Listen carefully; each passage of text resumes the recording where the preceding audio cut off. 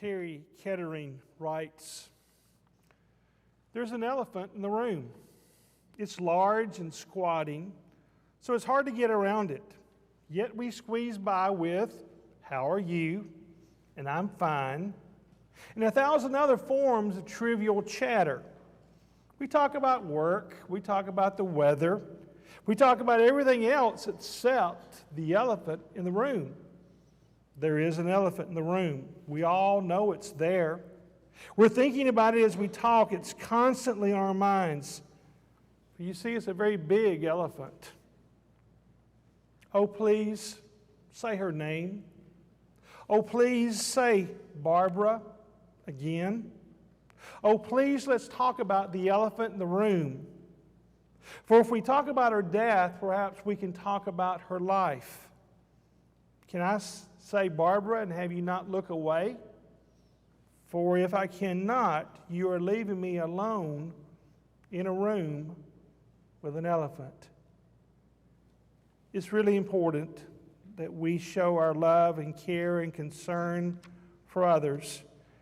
And these 10 things that you see before you are very simplistic, and yet were things that perhaps the last 500 to 600 people who've been a part of grief classes that we have taught said these were the things that helped us in time of grief.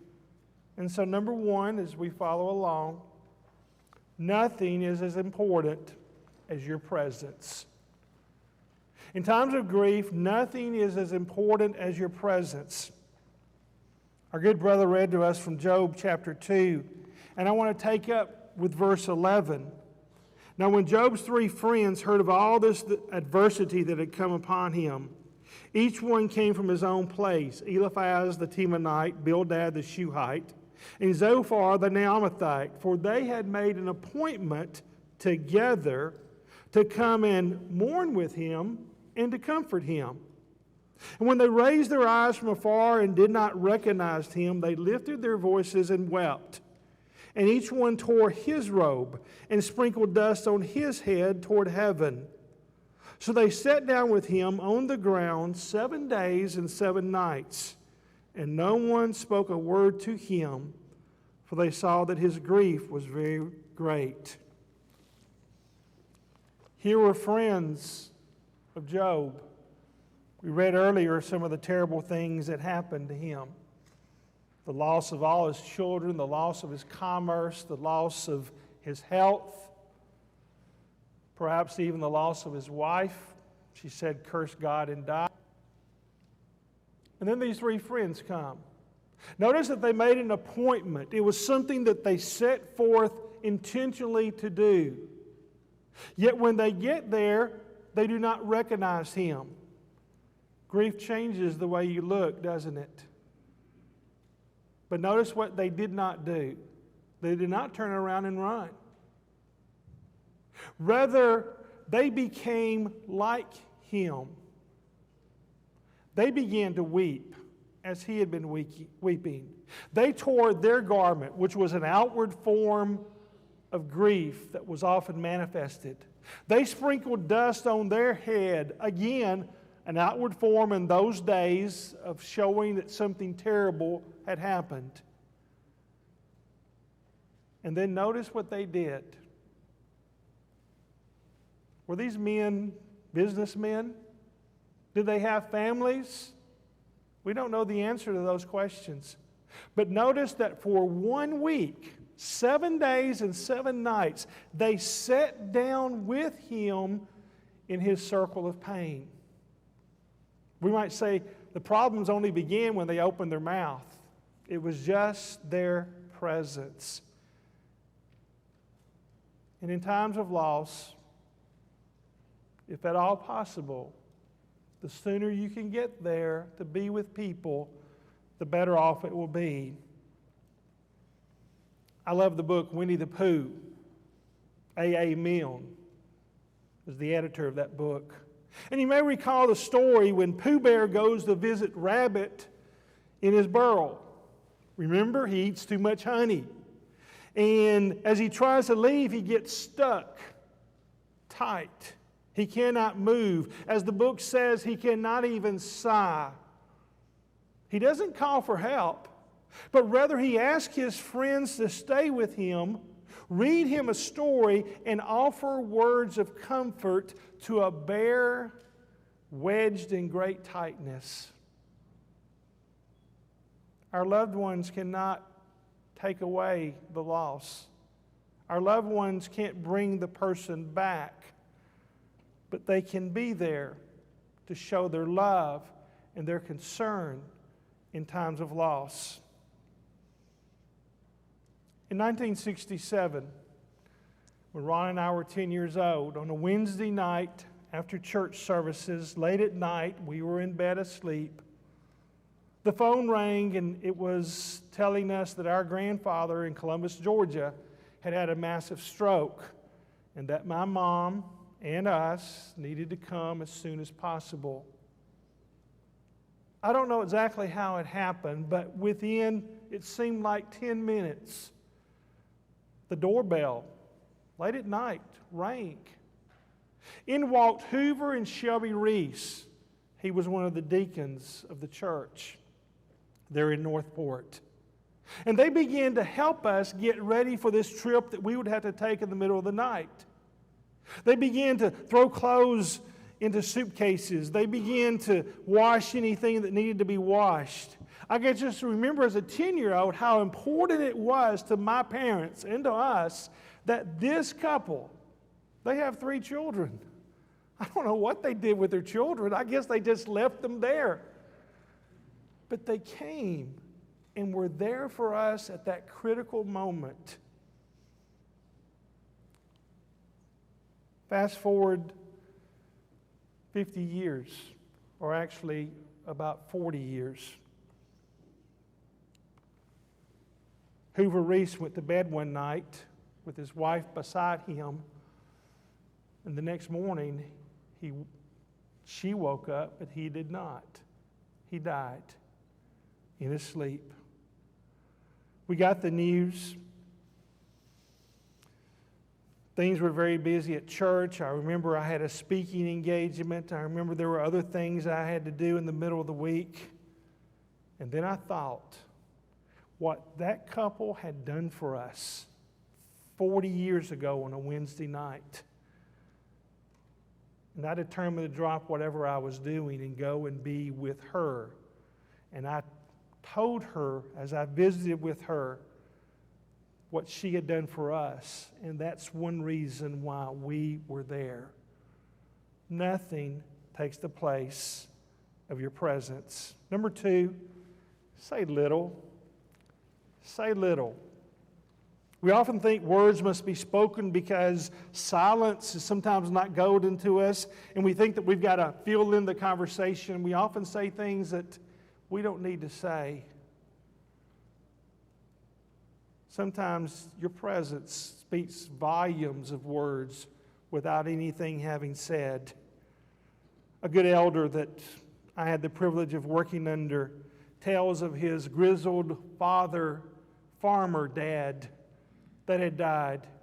He said, Don, there were hundreds of people that came that night to the funeral home visitation, but I can only tell you what one man said. Out of all those hundreds, I can only tell you what one man said. He was a good friend of my father's. He too was an old farmer. He came, he took my hand, and as he held my hand and shaking it, he said, I am so sorry. That's all he said. But the tears coming down his cheeks spoke volumes about his love for that family and for that man. Say little. Number 3, do much. Do much. It's actions that often speak louder than words. There's a number of little things that can be done to aid and comfort and help grief-stricken families. I want to give you a list of 20 things that people have said, these were the things that helped me in times of loss that were helpful. Number one, offer to make phone calls for them. Especially if the loss is sudden and unanticipated, the family may not be able to think about who needs to be told. And so offer to make those phone calls for them. Number two, keep small babies and or little children during the time of the funeral home visitation. Now, they may need to come and view the grandmother or the great-grandmother, but if you got a 3-hour visitation, they're going to really get frustrated after a while. They can only do so much. And so the offer for somebody to say, hey, we're going to take Johnny and Joni home with us. Later on tonight, you can come pick them up, or if you need them to spend the night. Something like that at that time means a great deal. Number three, offer to keep out-of-town guests in your home. Again, COVID somewhat makes that a little bit harder, but sometimes people coming from far distances to be a part of a funeral, they may not have a lot of money, and so the offer to allow them to stay with you or a place where they can be stayed can be helpful. Number four, go pick up relatives that are flying in. Maybe that's one thing that family can mark off their list, because you're going to take care of picking up so-and-so that's flying in from Michigan for the funeral. And that will mean a great, great deal. Ladies, number five. Perhaps there's the need for ladies to receive or check in the food that is coming to the home. Again, that suggests a presence, and somebody can be there meeting people at the door so that the family doesn't have to do that. And then also keep up with the dishes that belong to certain people. We'll talk about that more later. That's something that can be helpful. Number six, take or pick up clothes at the cleaners that will be worn the day of the funeral. Again, if the loss was very sudden and unanticipated, they can't think about those things. And yet, people are going to be at the funeral and the visitation, and just somebody choosing to be the legs, if you will, and do that little task can mean a great deal. Men, here's something for you. Number seven, take the car that's going to be used in the funeral procession. Wash it and clean it up. If they're going to be going out of town, put some gas in it. Maybe there's a need for an oil change. I remember when we had one of our deacons to lose his mother, who lived here in Florida. We, from that far distance, couldn't make the trip for the funeral, but that's what the elders did. They took their vehicle, they had the oil changed, they had it washed, and then they put gas in it, just to let them know, we're thinking about you even as you make that trip to see after the needs of your mother. Number eight, and this doesn't happen all the time, but this has happened, offer to stay with the deceased. On one occasion, I was at the hospital when a family's father died. It was somewhat immediate. They needed to go and make arrangements. They needed to go and talk to other people. They needed to get the word out, but they didn't want to leave Daddy alone. I offered, would you like for me to stay with him? They said yes. And I stayed an hour or so until the coroner got there. And they really appreciated something like that, the offer to stay with the deceased.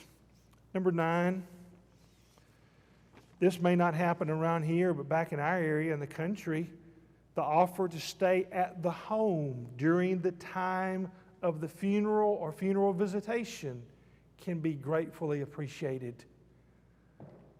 Just the offer to stay.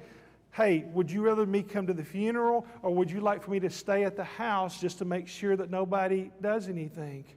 There was a gospel preacher in Florence, Alabama. If I named him, some of you would know who he was. He died very suddenly. And sadly, the day and the time of his funeral, people broke into that house and stole things. And it was on a main street there in Florence, Alabama. And so that can be certainly helpful. Number 10, if a person's going back and forth to the hospital or whatever, give them rolls of quarters and or tokens so that they don't have to worry about parking and whatever and they don't have to try to make change in the middle of the night because that's been given to them, and that can certainly be helpful. Ladies, here's another one, number 11. A person perhaps has died, maybe in another city nearby, and the family's been camped out, taking care of the needs of those people. After the death, with permission of the family, go to the house and begin to clean it. They're going to have family coming in, a lot of family. And just an offer for somebody to come and do that can mean a great, great deal. Fellas, here's one for you, number 12. Mow the grass of those people who have lost their loved one. They're going to be receiving friends. That's the last thing they need to be thinking about. Maybe young people can do that, to just mow that grass so that all things are in a state of readiness when all the families come together. Number 13, offer to help writing the thank yous after the funeral and perhaps buying stamps for that. Sometimes it's really, really tough for people to write those thank yous, and that might be helpful. Number 14, it may well be that they may need your help in picking out the clothes that the deceased will wear. I've known of situations where people they didn't know what to do, and they needed someone to sort of help guide them with that and to help in that situation. That's so important in that manner. In regards to food, number 15, in regards to this, buy one of those boxes of Rubbermaid containers so that once the dishes that were brought have been emptied, they can put the leftovers in those Rubbermaid containers and have leftovers for a period of time. And that can be helpful as well. Number 17, help with the paperwork after the funeral. In some cases, death certificates have to be mailed to certain places. And again, if the loss is sudden and unanticipated, it just makes it even harder to do that. And somebody after the fact being willing to do that and help someone or take them from place to place as they present those death certificates might be greatly appreciative. Number 17, someone talked about how that someone brought a big box of toilet paper and paper towels and forks and spoons and plates because there's going to be a lot of eating going on in the next several days. And so somebody providing that can help a great deal. This perhaps may be one down the road, but number 18, in time to come, ask that family if they can receive that special recipe that their loved one was known for, and then come and offer to fix it with them or for them if they so desire. Mama made it this special way. And what a way of remembering and lifting up Mom by asking for that recipe and then you providing that food at that critical time for them. Number 19, because of COVID, this is entered in. When you can't go to visit because either of distance or because of the COVID restrictions due to funerals, call up those people that have lost their loved ones and pray with them audibly over the telephone. They can hear of your love and concern for them by just a simple prayer that you are praying with them and for them over the telephone when you can't be present or when they can't be present because of restrictions. And then number 20, depending upon the nature of that loss, especially if it was a husband or a father, there's yard work after the fact that may need to be done. And again, young people can be of great help. I'm thinking of a young widow who lost her husband, and there were bushes that needed to be trimmed, and she couldn't do it. And so someone was showing that love and care for her even weeks after the sudden loss, just to say, hey, I'm thinking about you. And that means so very much. These are just some of many other things that can be said, but these were things that people said helped us in those first few days that were really, really important. Number 4, be alert. Be alert. Be alert to minor things that become major during times of loss. There may be the need to iron the clothes that are going to be worn the day of the funeral because someone just can't do it. There may be a button. Somebody told me the story about a button. She said, for the life of me, I could have never put that button on that dress. And I called Bonnie, and Bonnie just came and took care of it immediately. And how important that was. A good friend tells the story of losing her husband in a very sudden and unanticipated way. And they decided to eat back at the home after the funeral. When they got there, somebody had come ahead of time, put all the food out, it was all hot and ready, set the table, had ice in the glasses, the drinks ready, and then once the family got there, they left so that they could have their private time together. Then this same lady came back about 45 minutes later and cleaned it all up. Now you think about that. On the day of the funeral, with all the trauma, with all the emotions, you will never forget that kindness that was done on that particular day to show their love and concern for others.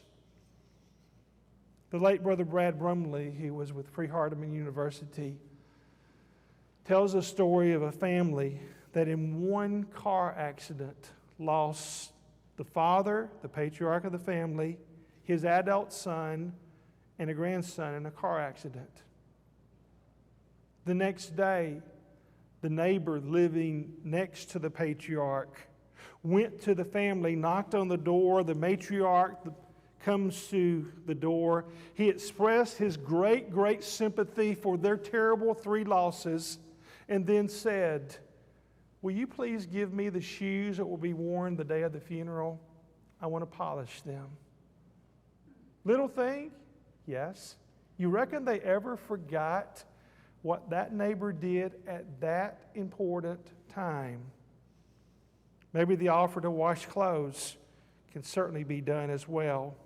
Number 5, food.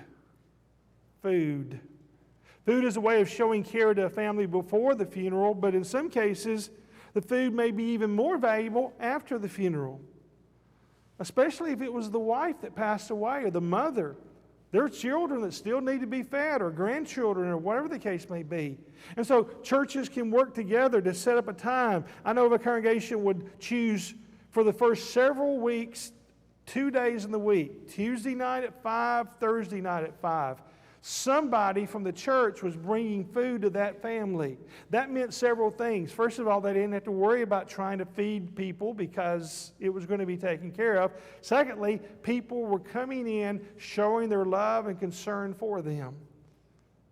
And that meant so very much. Perhaps take plastic products, coolers of ice, non-returnable containers.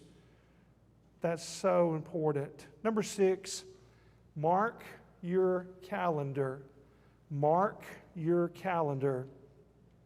Remember to go visit this person after the funeral. Ron made the statement that Bill McDonald, a funeral home director, said 97% of families stop visiting, or friends stop visiting 2 weeks after the funeral. Their shock and numbness is still there. They're just going through the motions. They need your help. And so, be sure to do that.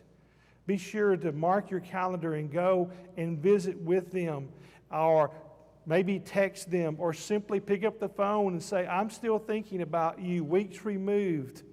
That means so very much. You see, they're not going to forget their loved ones. Their fear is that we are going to forget them. And so that's very important. Number 7, remember special days. Remember special days. Like the first holidays that this family has to deal with without their loved one, or the birthday of the deceased, or the date of their anniversary if it was a marriage. Those are going to be hard times for them to endure. I know a couple that knew that this woman had a husband that every Valentine's Day bought a dozen roses for her. The first anniversary after the death of her husband, that couple brought the dozen roses to give to that woman. Just a way of showing their love and concern for them. Sometimes we measure death by the size of the casket and the length of time lived. We need to make sure that we honor the memory of a stillborn the same as we do a 96-year-old matriarch. Remember them on Mother's Day. What about those who have lost a child through miscarriage? Mother's Days are tough. Maybe just letting them know through a card or a note or a phone call, I'm thinking about you on this special day because of what you've gone through, that you're thinking about them. When they come back to church, make sure that they don't sit alone and that someone is there with them. I have a good friend named Mary Ann, and she talks about the death of her father, and all the cards of sympathy came immediately, but then they began to fall off. And then 3 weeks later, here came another card. And she talked about how special that card was, so she began that ministry. And 3 weeks after the death, you're going to receive the card from Mary Ann because that meant a lot to her, and she hoped it means a lot to others as well. Number 8, memorial. Memorial. Mark the event of the funeral with respect. If the funeral is going to be here at the building, allow men to take turns waiting on the family, or helping in ushering, or helping in parking, as the case may be. If you knew the deceased well, take the time to write a letter to the family, letting them know just how much this person means and meant to them.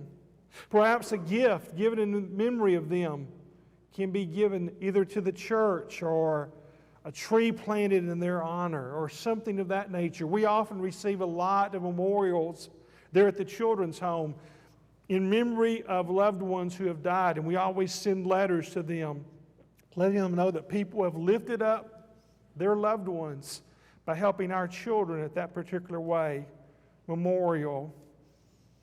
Hebrews chapter 11 verse 4 talks about Abel, that though he was dead, yet still he speaks. There are people who have died and gone, a part of this congregation, and yet their memory is still here, aren't they? The things that they did, the works that they did continue on, and so we need to keep that special in the minds of their family. Number 9, listen carefully. Listen carefully. Real friends will give their grieving loved ones or friends the permission to grieve and talk in their presence, even if they don't fully understand. Letting them grieve showed that you care about them and that their pain is your pain. You know, that's biblical, as we'll talk about in just a moment. The rule of thumb for the name of mentioning a person who has died is this: most people love to hear their deceased person named. They are grateful that you still, days and weeks and months removed, are still lifting up the name of that loved one. If it's too painful, then they'll tell you about it. But don't be afraid to mention that. I remember in sermons, sometimes I would talk about someone that had died 3 years ago, and yet a point that fit the sermon about that person I was talking about in the worship service. And I remember a niece coming up to me and she said, I haven't heard her name in a long, long time. Thank you so much for mentioning my aunt. In regards to children, Nancy Williams puts it this way: the mention of my child's name may bring tears to my eyes, but it never fails to bring music to my ears. If you are really my friend, please don't keep me from hearing the beautiful music. It soothes my broken heart, and it fills my soul with love. Doug Manning from Hereford, Texas, that has written a great deal about grief, says that there are 3 words beginning with the letter H that we would be good to remember. First of all, hush, listen to them. Secondly, hug them. And then thirdly, hang in there with them. You may have heard the story, and there were many, about the late, great Brother Marshall Keeble. A lot of times when he had a gospel meeting or a revival, he would bring some of his preacher students, younger men, to preach for a little while before he got up to preach. One of these younger men had now grown up and had his own congregation. And as the story goes, one day he called Brother Keeble and he said, Brother Keeble, I have a problem. He said, well, son, what is it? He said, the cistern, they just keep on hugging on me. What do I do? He said, son, do as I do. He said, what's that? Stand still till they're through. COVID has changed some of that, but I know you're still a hugging congregation, and that means a great, great deal. Finally, number 10. Make sure that this church feels like a family to those that are hurting. You know, the Bible talks about the concept of us all being one body. He says there in 1 Corinthians 12, verse 25, there should be no schism, that is, division in the body, but that the members should have the same care one for another. If one member suffer, all the member suffers with it. If one member be honored, all the members rejoice with it. Now you are the body of Christ, and members in particular. How important it is for us to work in such a way so that people know that they are loved and cared.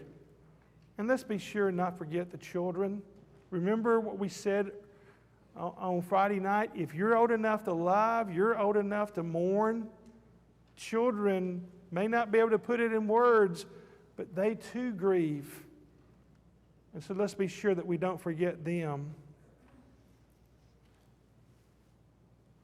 Some years ago, someone wrote me a statement that talks about this idea of remembering the children in times of grief.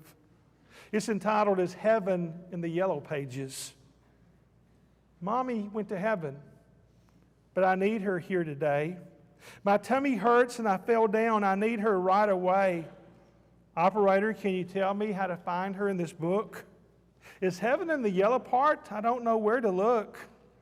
I think my daddy needs her too at night. I hear him cry. I hear him call her name sometimes, but I really don't know why. Maybe if I call her, she'll hurry home to me. Is heaven very far away? Is it across the sea? She's been gone a long, long time. She needs to come home now. I really need to reach her, but I simply don't know how. Help me find the number, please. Is it listed under heaven? I can't read these big, big words. I'm only 7. I'm sorry, operator. I didn't mean to make you cry. Is your tummy hurting too, or is there something in your eye? If I call my church, maybe they will know. Mommy said that when we need help, that's where we should go. I found the number to my church tacked up on the wall. Thank you, operator. I'll give my church a call. Well, a child tonight in this area, in times of loss and grief, think about this body of Christ that can help them in time of need. I pray and hope that they will. And I pray and hope that something that we have said this weekend will move you or stimulate you to try to help out in the lives of others. Because by so doing, you help yourself. Bear one another's burdens, Galatians 6 verse 2 says. And do what? Fulfill the law of Christ. It's in the book. He wants us to do so. In 1 Peter chapter 5, verse 7, it says that we can cast all our care upon Him, that is Jesus, because He cares for us. How wonderful tonight to be able to offer His invitation to become a child of God, if that is a need, through faith, repentance, confession, and baptism, or to allow your body, your family, to know of problems in your life that have separated you from God, or just struggles that you're going through that they can pray with and help hold you up in the midst of the journey that you take. Whatever the case may be, we invite you to come to Jesus tonight, right now, as we stand and sing this song.